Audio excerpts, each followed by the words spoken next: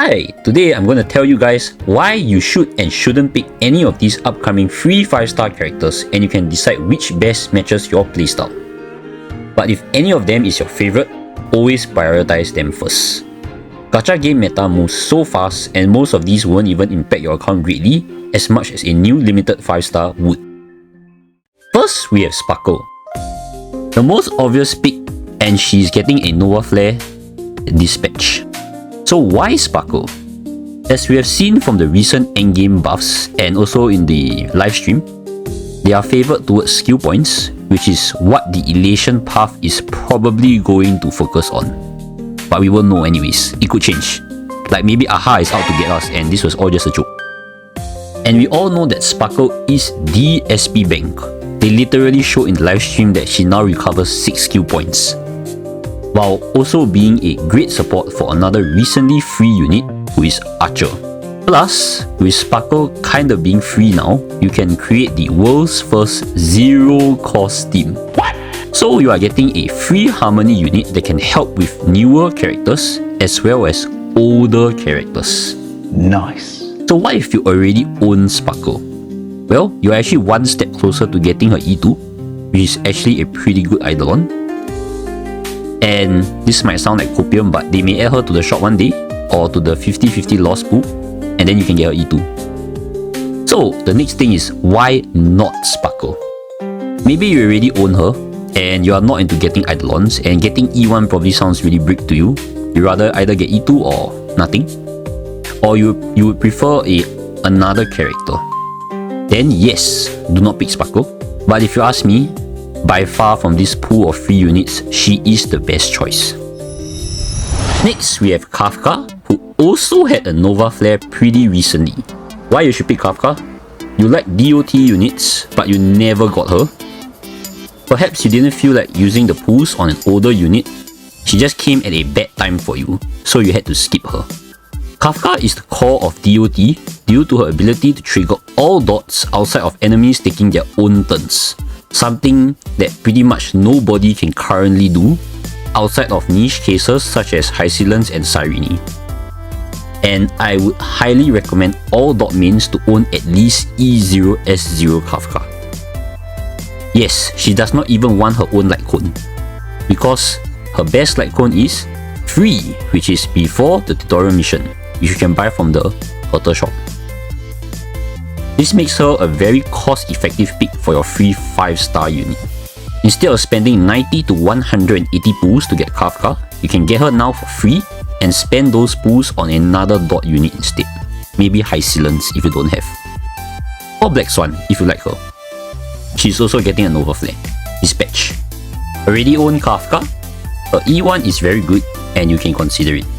Else, I would pick someone else like Sparkle. And why not Kafka? You basically don't play DOT. If you don't play DOT at all, that would be the only reason you don't pick Kafka. So why should you get Aventurine? Well, firstly, he's a sustain, which is very important. HP equals 0, you die. In-game. And we just got a free Danheng Permanencerai a few patches ago, making the total count of 3 free limited sustains now. And if you're a newer or returning player that missed out on the free DHPT, you can now get Aventurine for free. Yippee! It works fine at E0S0 with plenty of free-to-play light cone options. And if you already own Aventurine, his E1 will make his sustain a lot more comfortable. Normally, I would advise against pulling for sustain Eidolons, but since this is free, it's a good option. So why not? Well, his sustain capabilities may not live up compared to the newer sustains such as Hyacinth and DHPT. But think about it this way. As long as he can do the job, it works. Sustains do have the lowest pool value out of any account, and you would probably prefer to spend those Stellar Jades on someone else better, like a new support or the DPS, if you get sustains for free. You can also just run sustainless. And now we have Acheron. She's still fairly decent in AoE content as long as you have her teammates. So if you hate pure fiction for some reason, You could pick her and save your stellar jades on more important characters for the modes that you prefer to play. Think about it this way, spend jades on a character you don't like just to clear pure fiction, or use a free unit to clear. The choice is yours. Also, if you happen to be one of the rare ones that somehow got E1 Acheron, maybe you got double on the first banner, you should definitely pick Acheron and get that E2.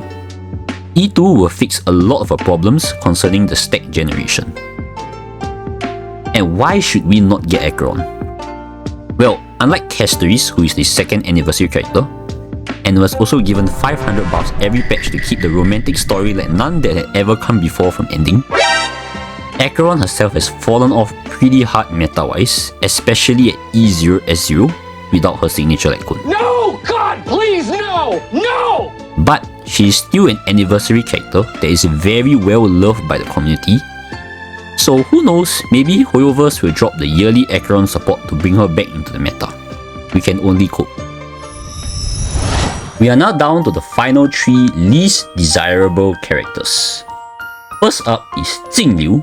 She also had a Nova Flare just a few patches ago. Is she saved?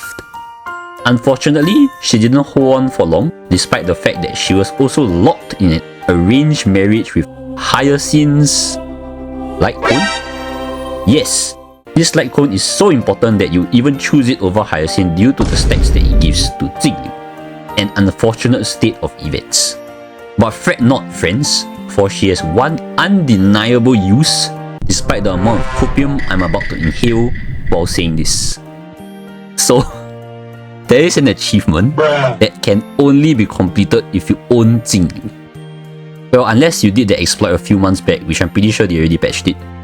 As an achievement hunter, if you have nothing to pick from this list, you can pick Jingliu for the achievement. If you love Jingliu, pick Jingliu. I hope you have her most important teammate though, which is the light cone, else it might not be too good to play. And so why should we not pick Jingliu? Well, she provides the least value out of nearly everyone in this list as a DPS character who has been power crept, while also requiring a teammate for her to function well. Not saying that she cannot function at all, is to function well. And as a DPS from version 1, the fall off is even greater than a support unit from version 1. Heng Imbibitor Lunae. He who parts the seas, breaks the meta upon arrival, and keeps having the power to summon different coloured variations of Rayquaza with each new out he gets. Who knows what colour is next, in the next Heng form.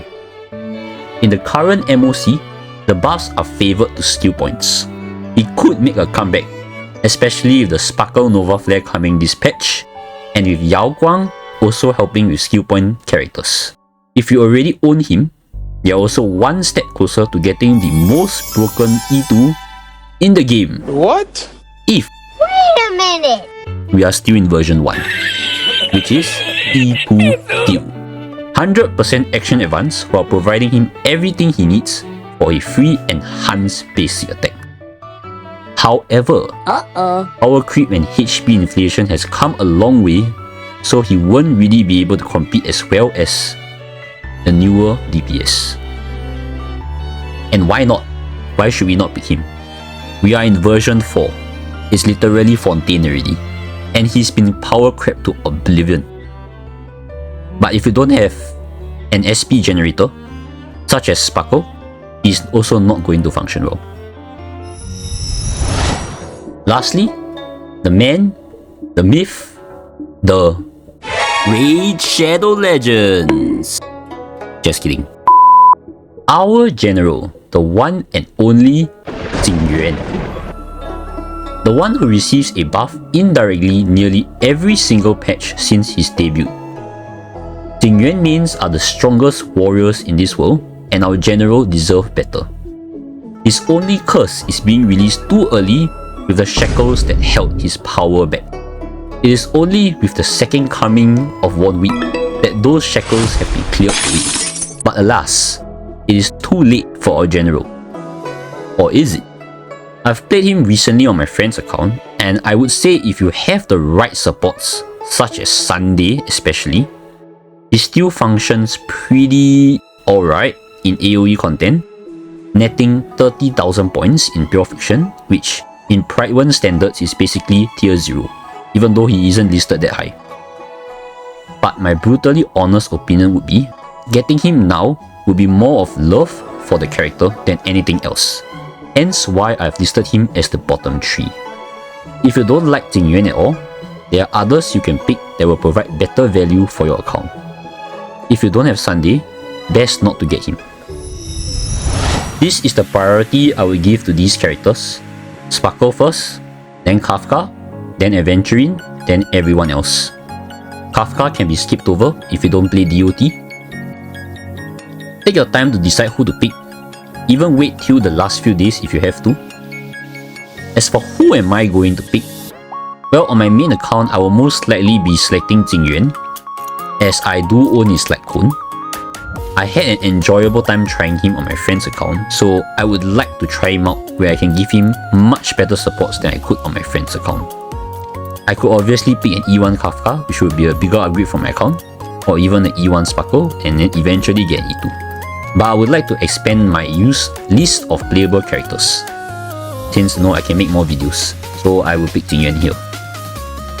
On my out, I will probably pick Sparkle, as I do have done Heng IL there, and in the event that Sparkle gets added to the 50-50 loss pool or the shop, I can actually get E2 Sparkle. If we were not given DHPD for free, I probably would have picked Aventurine E1 for the more comfy sustain. Do note that this is just my opinion. That is all for this video. Thank you for taking your time to watch it. Good luck on deciding your free character and enjoy yourself in the new planet soon. That's all and take care. Bye bye.